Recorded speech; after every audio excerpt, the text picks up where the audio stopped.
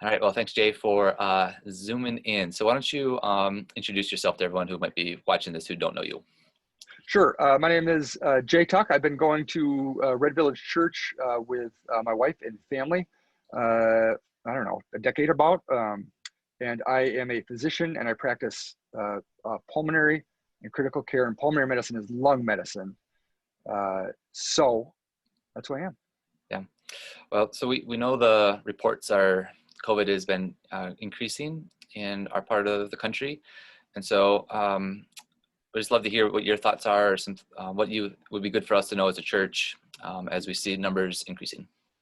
Yeah, exactly. So as most folks know, the cases in Wisconsin have been increasing, including in Dane County, and that was going on for a while. The hospitalizations were not really increasing, but now they've gone up too, and they actually spiked yesterday. So the cases are increasing, the hospitalizations are increasing, and we don't know yet if that means that the ICU admissions and the deaths are going to increase. But we thought that given that there's an increase in the incidents, and given that we're talking about meeting indoors starting this weekend, and also given that COVID has touched RVC, I think you told me there's 3 people total have been diagnosed with it in the past few weeks. We thought we should kind of give an update to the church from a medical standpoint. Yeah. So there's 3 people. Thankfully, none of them have been had contact the last couple weeks with RVC family, but it is something that we want everyone to be aware of. We want to be very transparent when that happens. And so, Jay, not only are you a physician, but you also been an elder at Red Village Church, since you care deeply about the local church, and the meeting of the church on Sunday mornings is something that's really precious to you. And so keeping those things together, like how are you processing things as far as meeting and what that looks like? Well, so I'm thinking about it in terms of, first of all, that it's a serious situation that we're dealing with, and it affects local congregations. So just anecdotally, I just was talking to a patient literally just today whose sister just died in Nebraska of COVID from what they think she picked it up at a church potluck.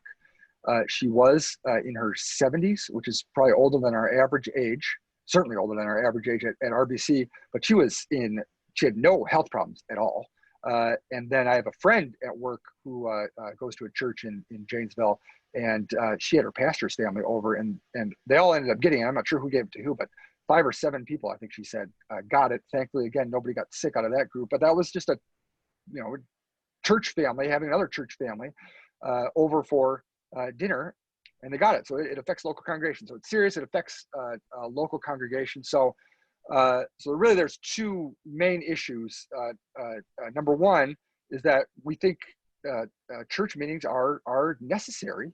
And secondly, we want to do it as safely as possible. So we're required to worship Jesus. Like, that's the purpose for which we exist. It's the purpose for which God called us out of darkness into his light. It's the reason we exist.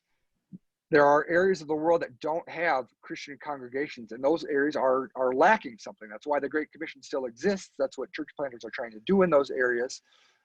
So whether or not this crisis rises to a level of whether or not churches should be not meeting is a matter of discretion, but I don't think it rises to that level. And for right now, the elders at RBC don't think so either. And this is not legalism. You don't have to go to church to be a Christian, but Christians do go to church. And there are situations where a body would reasonably not meet. So something like a tornado or a fire, or if it snowed 5 feet in January on Saturday night, we wouldn't meet, and that would be reasonable. There's also very legitimate reasons for people to not want to go to a public service regarding their safety. And you can just think of situations where if somebody was, say, immunocompromised, or a family member was immunocompromised, either from chemotherapy or another health condition, they would understandably want to avoid unnecessary exposure. And then I think there are certainly Christians who according to their own discretion, they would rather not meet, again, because the cases are going up, and we're going to be moving to an indoor context. And again, I think we can safely meet as safe as we can, and I think it's reasonable to be meeting together. But yeah, there's going to be folks that disagree with that. So there are some practical things that we can do to try to prevent something like a super spreader event or something like that at RBC. But it could happen. So the preventative measures are very reasonable, but nothing is 100%. Nothing is an impenetrable wall that just makes COVID not spread, or makes you totally immune to it, or makes it impossible for you to spread it to something else. And I think the idea that the measures that people use are supposed to be completely foolproof and impenetrable is causing a lot of the heartburn. So the things like social distancing or masks, hand washing, vaccines, if they come out, none of those things are 100%. But all we're doing in like a population of people, if there's a big group of people, if we just decrease the risk just a little bit together, it can make a huge difference overall. So all these measures are really just a matter of risk adjustment. And I mean, honestly, that is all life is. When you are making decisions, you don't know for sure what the consequences of your decision are going to be, but it's risk. And again, I was talking to a patient today about this very same thing. Like I said, you need to quit smoking. It's the best thing you can do for your health. Now, she might get hit by a bus next week. It doesn't mean it was wrong for me to tell her she needs to quit smoking. It's the best thing she can do for her health. We're just trying to adjust risks. That's where all this stuff comes in. So, so just a few notes. So Christians are not a homogenous group. Faithful, Bible-believing Christians are not a homogenous group. A lot of folks have different opinions on how we should be handling public worship in the COVID area. There are some churches, including some locally, that have already decided they're just not going to meet in person until at least after the new year. Again, I think that's a mistake. Mankind, we were not meant to live alone. We were meant to live in community. Loneliness and isolation, separation from other people, it causes damage in a lot of subtle ways that are not as obvious immediately as something like somebody getting sick from COVID. So we see somebody get sick from COVID, but we don't see depression. We don't see loneliness. We don't see despair. We don't see substance abuse. Until those things get really bad, we don't see them. So it's not quite as easy to see the consequences. And then if you multiply those consequences and by way more people than are being affected by COVID directly, then it could be that we're causing more damage than we're protecting from by not meeting together. And you can make that argument in a lot of other levels of society, but we're talking about church meetings right now. So there's another group of Christians, and that's where we are. So we recognize the duty, the delight of meeting and the importance of it. And we're going to try to do everything we can to meet for now. And I think it's important to understand meeting together indoors when there is a respiratory viral illness going around increases the chances of spreading the virus. Like that's just it. So if you come to an RBC worship service, you are increasing the chances of you getting exposed to COVID, getting sick from it, and maybe spreading it. What I think, and what I think the elders also think, is that it's worth the risk because Jesus is worth the risk. The church body is worth the risk, and meeting together is worth the risk.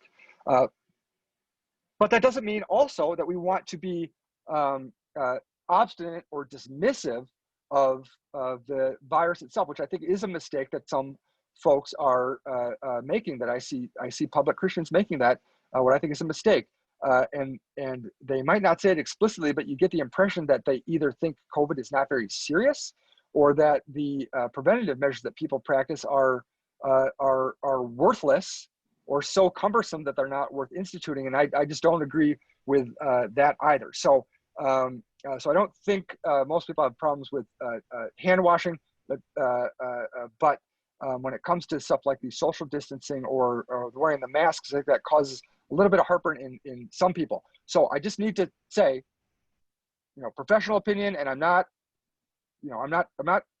speaking what I think is the truth here. The mask mandates absolutely work. Like they work. So if somebody says they don't work or masks don't work, That's not true, but it might kind of depend on what they're imagining the work is going to be. So like I said, working does not mean 100% impenetrable. You're not going to get COVID. You're not going to spread it. It just doesn't mean that. It's just decreasing your chances of it. So the masks work, and they've been shown in communities where they institute a mask mandate, the rate definitely spreads. Definitely lowers. Now, it doesn't go into nothing, but it lowers for sure. So they work, but they're not a magic bullet. Again, not an impenetrable wall. And just along those lines, there has been a lot of bungling of the COVID crisis in all levels of healthcare and government leadership. There clearly has. But I don't really have that much contempt for that bungling because it was new, it was scary, and it was really chaotic at the beginning. So I have a lot of sympathy with the fact that there being a chaotic bungling situation. But what I really don't have patience for is lying. And now a lot of our healthcare leaders at the beginning of this were saying masks don't work, don't wear them. And now at some point the script flipped, and suddenly masks seem to become the most important thing in the entire world. And I think, honestly, I think they're being oversold, even though I did say a couple of minutes ago, I think they work and we should use them. But you guys probably have heard of Dr. Anthony Fauci at the CDC.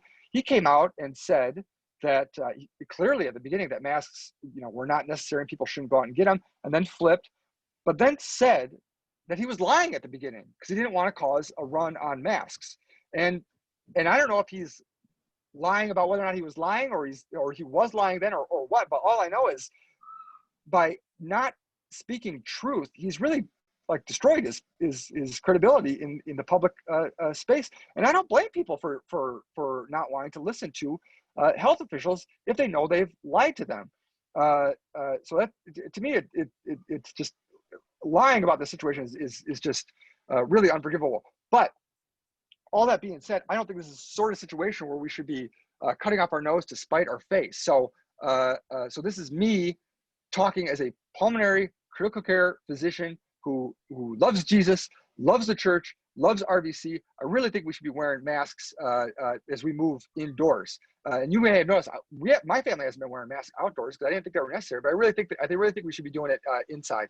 So a few caveats though, and I touched on this in the member meeting.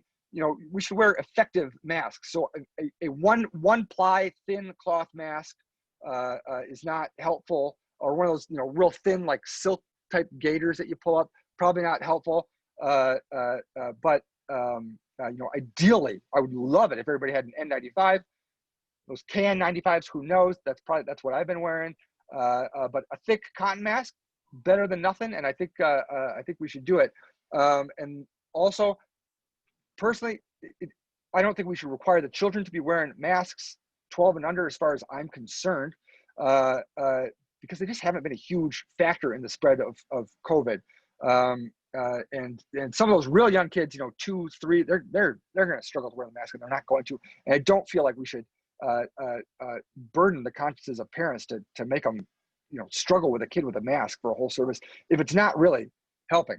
So that's my opinion. 12 and under probably don't need to be wearing a mask. Also, masks make some people feel really uncomfortable in that there are some people that are very sensitive. It makes them feel claustrophobic. It makes them feel like they can't breathe. It adds some resistance to their breathing that they find very uncomfortable. That is not fake. That is a real thing. And therefore, I don't think it's not a big deal. If you're having a hard time with a mask, I think you should just, take it off and give yourself a break and clean your hands and put it back on when you feel like you can do it. I don't think it's a big deal for people to lower the mask to, sip coffee or whatever. But because again, it's not impenetrable wall. It's not like I take off the mask, I breathe out, 5 breaths, and suddenly I've got COVID and I've spread it to everywhere else. It's just not that sort of situation. And then there are a few people who, as a matter of conscience, don't want to wear the mask in public worship either, because they think they're giving tacit approval to local government overreach, or they think that Christians shouldn't worship God covered. It's not my conviction. I don't think that. I don't completely understand it, but that's fine. because if a handful of people aren't wearing masks, again, I don't think it's that big a deal, because it doesn't affect the overall risk reduction that we're doing when a lot of people are wearing the masks. So again, just to summarize, COVID's a big deal. It's a way bigger deal than the flu, more prevalent, more deadly, and more consistent. Like, it's not going away. And I think we should institute common sense measures, including mask use when we're worshiping inside for now. And also, I think we just all need to understand you are increasing your risk of getting COVID by coming to an indoor public worship service. We think it's worth the risk in the majority of cases. So that's all I got to say about that. But Yeah, that's very helpful. So what would you say to someone, we're getting into cold and flu season, just normal cold and flu season. And so I know some of the symptoms, these might start out similar. So let's, someone wakes up Sunday morning and has a runny nose or a cough, or maybe something like you wouldn't think about in the past. Like, what would you say to that? Or if one of their kids, has like a runny nose, like. Yeah. Oh yeah. I think in those situations, I think you should forego going to church. I mean, I really do. I think with COVID being just worse than normal upper respiratory tract infections, I think you should have a much lower threshold to not go to church with cold-like symptoms. Whereas in years past, a lot of people will, go to church with a runny nose. Sure. If they don't feel too bad. I would not come if I had symptoms like that, or if one of my kids did. Yeah. So would you say like some of the same principles apply? Small groups, most of our small groups have been meeting outside. It's gonna be much harder to do now that it gets colder.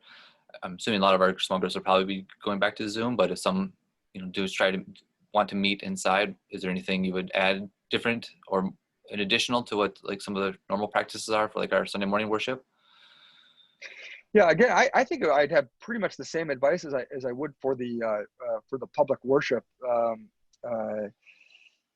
In fact, in a small group setting, especially if it's a pretty consistent group, that might be even though you're hypothetically in a more intimate setting, I think you're if it's a consistent group of people, that almost lowers the risk a little bit. Now, I have to say, I feel a little weird wearing a mask in my own house with just a couple of people over. And personally, I wouldn't require it, but I think it would be perfectly reasonable if small groups decided to wear masks when they were meeting inside. But again, with the small groups, I have no problem if they're not wearing masks as a group. I mean, but again, you're increasing your chances, but life is risk, and I can't tell anybody what the right level of risk aversion is. I think everybody's wired just a little bit different. Yeah, I think so too. And I think that's why it's just such a tricky issue, and why it's probably a lot of division or different thoughts on it. And then also trying to the risk between our physical well-being, but then also, like you mentioned, our mental or spiritual well-being, because those also are potential consequences about that with this illness. And I know that is something that on Tuesday on Sunday we're meeting with Ruth, and it's one of the things she's noticed is just a real increase in mental health issues. And so there's that risk as well, which is why I think this is such a hard and difficult issue. It's affecting all of our whole being, one way or the other. Absolutely. So is there anything else, Jay, that you would want to say to Red Village Church or those who may be watching this? Would be just good for us. Or how should we be? The thing is, sorry. I guess the only other thing I'm thinking of is, as I've talked here, you may have noticed, like I really haven't made much reference to the local health authorities right now. This is what I think we should be doing medically. So I'm not just saying this because I think we need to, do whatever we're told for good or for ill. I think this is what we should be doing. Yeah. Is there, I guess the only question I did have was like, how do you feel like we should be processing like the numbers going up, both cases, hospitalizations? Looks like, is this something that, are you sensing it's going to continue that trend as it gets colder, going back indoors? Or is this like, is this like a trend that maybe lasts for, 3-4 weeks, 5 weeks, and then, it'll start to trend the other way? Well, Really tell. so I've been telling people like that absolutely nothing would surprise me. Uh, uh, so I hesitate to even predict, but if I were to just guess, I would say that it might be similar to what happened earlier this summer in places like Arizona and Texas, places where in the summertime they spend a lot more time indoors. They're kind of the reverse of us, and they had cases go up, got pretty scary, and then they started coming down. So I think, again, if I'm just guessing, just predicting as of right now, whatever today is, October 14th, I think it's going to plateau here probably pretty soon, because even the hospitalizations, we're down today. Who knows? I think it's going to plateau at some point, hopefully very soon, and then it will come down. And then I am cautiously optimistic that that will be the worst of COVID, but I hate to even say it, because I just don't know. Sure. So Yeah. we'll see what God has for us, but yeah, try to respond in faith with whatever it is. Yeah, that's great. Well, this is very helpful, and we're really grateful for you and your family being in the church for a lot of reasons, and it's really great to have a pulmonary care and critical care doctor in the church in this time. And so if you're watching, I'm sure Jay will be accessible to you if you have questions or concerns. I'm sure he'd be happy to care for you. Absolutely. Both as a doctor, but also just with pastoral care. I'd also love to care for you, as you're trying to process all the different things you're struggling through or trying to work through, whether it's physical health or the mental health side of things. Both are running high right now, and it's just difficult. So we'll be as honest as we can and as forthright as we can. If there's questions, concerns you have, we're learning as we go, and we'll continue to lean on the Lord and prayer and wisdom and good folks like Jay to kind of help us try to make the best decisions we can to try to alleviate as much risk as we can. So anything else, Jay? Otherwise, well, yeah, no. Feel free to contact me, whether at church or my email address is hhtuck@protonmail.com. It's protonmail.com, all one word. And yeah, feel free to call me too. I'm happy to give free medical advice to folks at RBC for sure, anytime. Yeah, that's great. Well, kind of put you on a spot here before we go. How can the church be praying for you and your family in this time? And I'm sure it's just busy and hard being a doctor with the lung disease. No, you know what?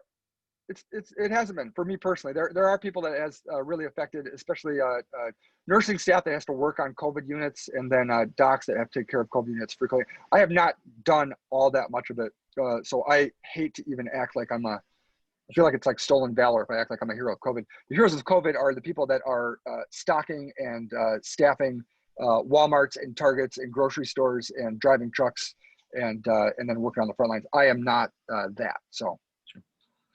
Well, thanks for your modesty, but how can we pray for you though? How can we pray for you and your family? Well, just pray for wisdom, because I think as a physician, I might have people might listen to what I say more than other people, so I don't want to say anything stupid or foolish. So I guess wisdom for how to help how to help the church from my position that I'm in. So that's great. All right. Well, thank you very much, Jay. All right. Yeah. My pleasure. Yeah. Bye. Take care. Yeah.